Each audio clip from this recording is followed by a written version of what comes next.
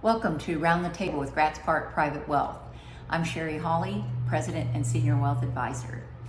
Wrapping up the month of July, wow, what a month. We saw 10 recorded all-time highs for the S&P 500 with an increase of approximately 3% on the index, all the while keeping volatility very low. We did not see one trading day in the month of July with a plus or minus 1% move.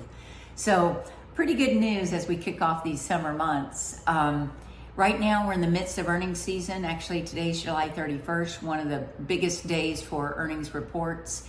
And so far they've been pretty good. We've had a few negative surprises, but for the most part earnings have been good.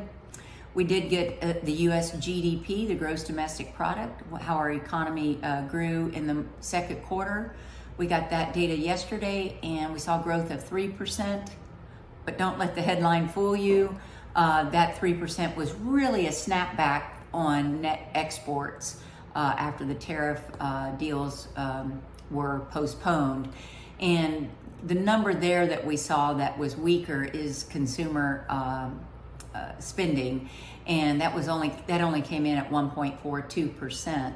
And remember, the U.S. economy, the bulk of our economy is made up with consumption, consumer spending. 70% of our economic growth is consumer spending. So that softer number does show that we are losing momentum.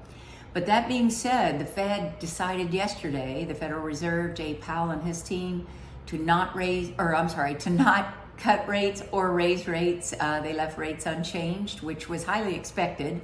However, they did have two federal governors to dissent on that vote and wanted a cut of 0.25%.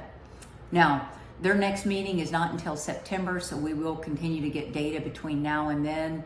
Right now, the market's showing about a 50-50 chance that we get a rate cut in September. I feel that we will get one because I do think through the months coming, we'll see some softer data with the economic activity, and that will give the Fed reason to cut in September, which is always helpful for stocks.